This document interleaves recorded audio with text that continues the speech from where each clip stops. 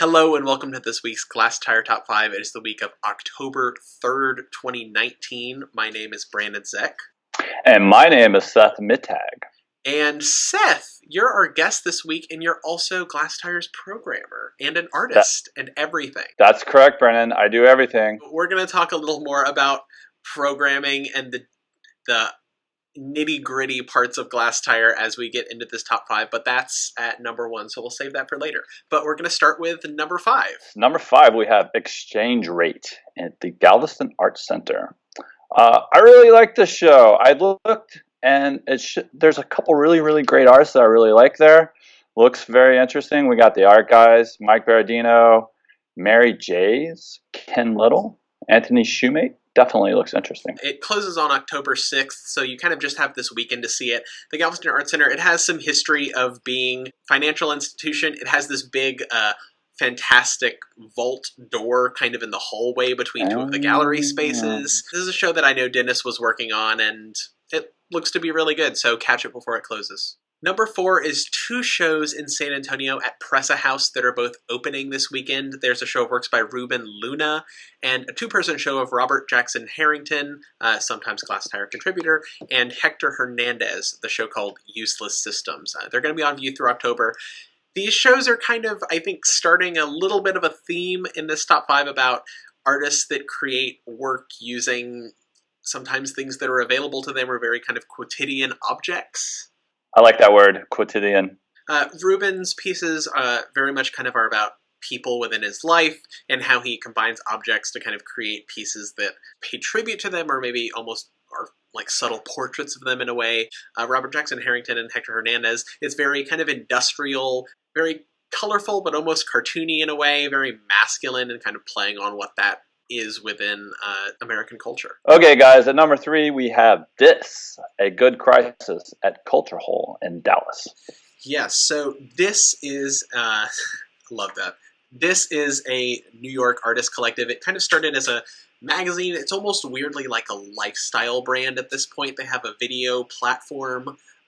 They had like a home goods store that was kind of this absurdist view take on everything. So this is at the Culture Hole, which is in Dallas. It's next Wednesday, October 9th, so it's a little bit outside of the normal scope of top 5s. But this video, it features the Night King from Game of Thrones, and the Night King is like talking about the 2008 financial crisis and talking about housing and kind of how millennials only rent, and it's this weird infomercial educational advertising spot about the state of the world.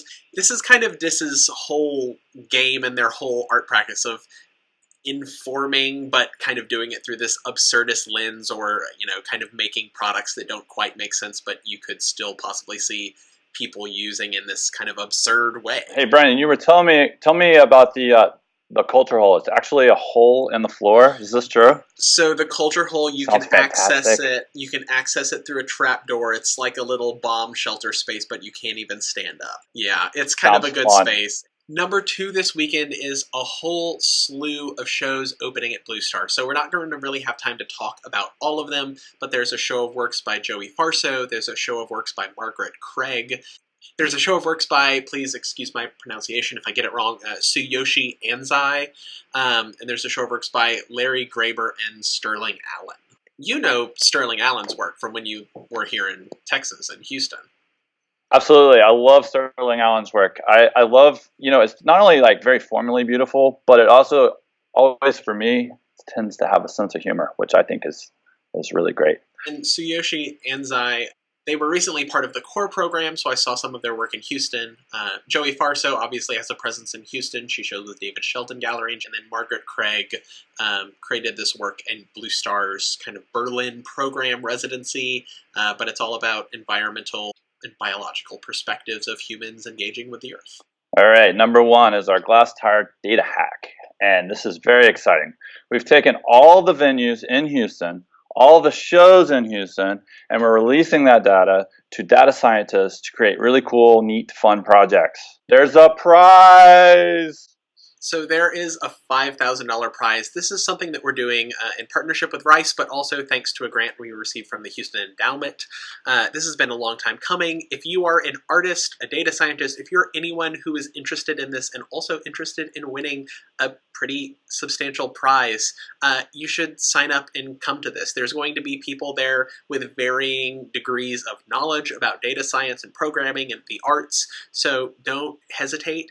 Feel free to come to this. There's free parking, free food. It is at Rice University. It's open to everyone. You can also come see all of the projects on Sunday. So Sunday around 2 or 2:30 or 3, we're doing a presentation, or rather, everyone who has made projects is going to kind of present their findings. This is a huge data set that we've compiled over our history. This is what we use and what you look at with the event listings. So, we have this. It's kind of quite amazing, honestly, and we wanted to really open this up and see what people would be able to do with it. So we're excited about it. We'll do some reporting on what teams found through the project also. And Seth, you've been working on this, so you might know it better than anyone at this point. Yeah, it's really exciting. I always say this. I love working for Glasstire, but even more than working with the people at Glasstire, I love working with it as a living document of what's going on in Texas. And also a lot of the data is the shows, the events of my friends and colleagues. And so I just really feel like it's a very special thing. And I think it's even more special that we release it and let other people work with this data.